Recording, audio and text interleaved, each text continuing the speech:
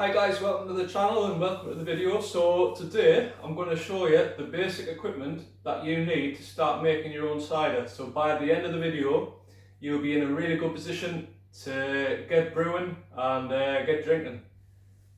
Right, okay, so I'm going to start off with this here. Now it's worth saying before I start the video, you can make your own cider press. I made one, it was probably about 15 years ago. You can make your own, you can do things a little bit cheaper, you don't need a scratter, you can get a big tub, a big fence post and bash the apples. This makes it more, I'd say it's easier. So the initial outlay for everything you see here is 200 quid. This here was on Facebook Marketplace and I got this, it was an absolute bargain I must say, £130. You'd pay that alone for the scratter. So really here in the picture now is probably about 300 quid's worth of stuff if you were buying new. There are some very good deals out there, so do have a look, and as I say, you can kind of DIY it and, you know, make your own stuff as well. So the first thing you're going to need, and it's probably the most exciting thing, is some sort of press. So this is where the bashed up apples go in here in a cloth, and you spin it around and it presses it and the juice comes out. So that's number one. You can use a juicer as well, but if you've got lots of apples, really you need something a bit more substantial. This is a 6 or 7 litre press, so it's still, you know, it's reasonably sized. You can get like sort of 20 litre presses which are a lot bigger. It depends how many apples you've got and what your intentions are really. Onto the scratter. This is where the apples go to get all blitzed up, so chop them up, pop them in here. It's got a handle on. You do the handle and there's teeth in here and it all gets smashed up. So these are Demi Johns, 3.5 litre. Basically you just need a container to put the juice in. So these are glass, you can use recycled glass bottles. So these are Demi Johns. Basically, you just need a container to put the juice in, so you can use big plastic pop bottles or anything you want basically to put the juice in.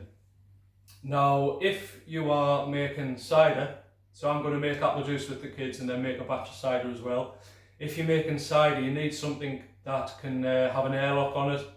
Basically, when the cider ferments, it gives off carbon dioxide and that needs to escape. But also you can't let any oxygen or bacteria in, so you need something that will fit an airlock on. With apple juice it's a little bit different. You'll probably be drinking that within a couple of days, so you don't need the airlock because you're not wanting to ferment it. Right, okay, so first of all we are going to need a series of buckets, so the more buckets the better really, you can't get enough of them. So I've got the big flexi tub here for washing the apples at the beginning. You can use it for pulping, blitzing into, you know, anything you want, but and collecting the apples of course. But yeah, a series of buckets is vital. Right, so another really important piece of kit is the siphon. So this is just a tube, and the job of the siphon is to transfer liquid from one container to another without disturbing the sediment which will fall to the bottom of the container. So this helps create a clearer cider or apple juice. And it's essential really. At the end of the process you'll obviously want to, well, I'll say obviously, you might not, but you're going to want to put it in some sort of bottle. Again, this is where you need to transfer from one container to another, because what you don't want to do is just tip the juice out because you're disturbing the sediment in the bottom.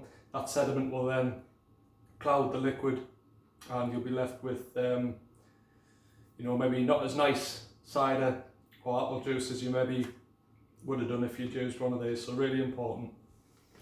Right, okay, so other bits and pieces that you're going to need. Now it's worth saying here as well, that you can probably imagine there's all sorts you can buy.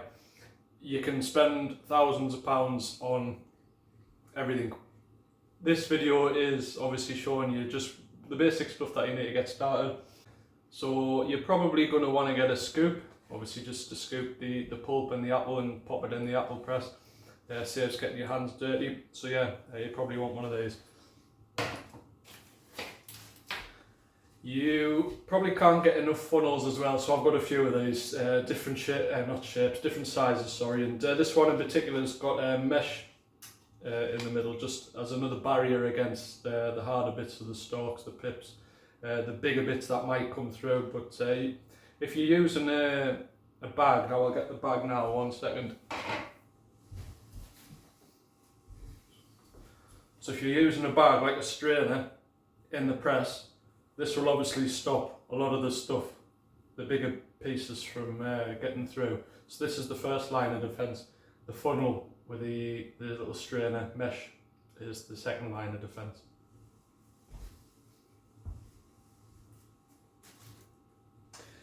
Stirrers, bits and pieces like that, always handy. You want something to catch the juice in as well, so a couple of these is all you need really. You can get a pan or a bowl, just anything to catch the juice. Something with a little spout on that, you know, can make pouring easier is obviously something that you probably want to get as well. So yeah, nice and simple. So this thing is a hydrometer, and what this does is basically it measures the alcohol content.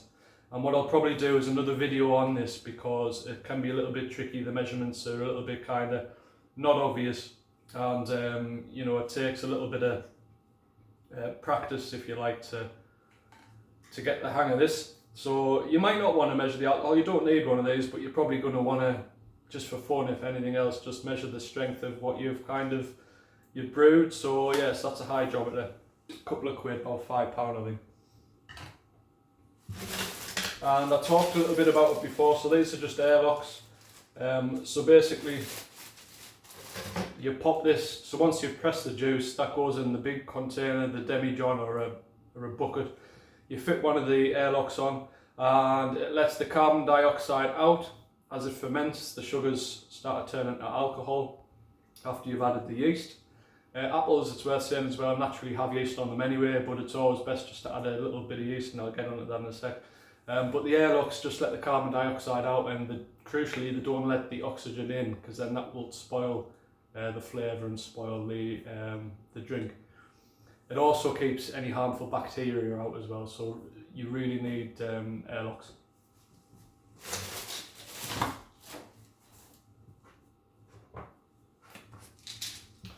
So I've got these two. So these are Campden Tablets, and obviously a brush to wash your containers, and Demi Johns. Now, as you can imagine, sanitising and washing is crucial when you're, you know, brewing any type of beer or cider. Bacteria is kind of all on the apples and everywhere really, so you really need to wash everything thoroughly. And these Campden Tablets, I think 100 tablets in here, they're about £3.50. It's really worth getting them, just makes life a lot easier. You can also pop them in the drink as well. That basically helps preserve the cider. So a couple of uses for these, really useful. So the next three things are optional extras, but I would include them. Combined, they're only probably cost about £6 or £7, so I think it's really useful. So as I said, apples have natural yeasts on them anyway, so they will start to ferment, but what you really want to do is just add a bit extra yeast. So this is specific cider yeast. You can get champagne yeast as well, and it just makes the whole process consistent, and you get a nice ferment on it. So yeah, like about £1 or something, all sorts you can buy, but yeah, this is Mangrove Jack Cider Yeast M02, suitable for all types of cider, so yeah, a good one to have. And Pectolase, so what this does, it helps clear the cider, so the cider will be naturally cloudy, and just popping a bit of this in will help break it down and clear it. So it just makes it nicer on the eye, kind of, if you're pouring it into a glass. Again, a few quid, well worth getting, in my opinion as well. It just removes that haze in the cloud. And the final thing is carbonation drops. Now, if you want to just be natural and ferment the cider and then pour it into bottles and then just drink whatever you've made, that's absolutely fine. You can pop a little bit of sugar in the bottles just to help carbonate it and get the kind of the bubbles going. Again, just for the sake of an extra couple of quid, you can get these carbonation drops. You pop one in each bottle. I think it's maybe I'll have to read it, 500ml bottle, and that'll just kind of carbonate it nice and easy again. So on my next video, and it'll be linked somewhere, I'm going to take you in the garage and I'm going to show you my little setup of how I store apples as well. So I'll not say anything else. Video will be up here. Click it if you've got this far, subscribe, say hello in the comments, and hopefully I'll see you in the next video.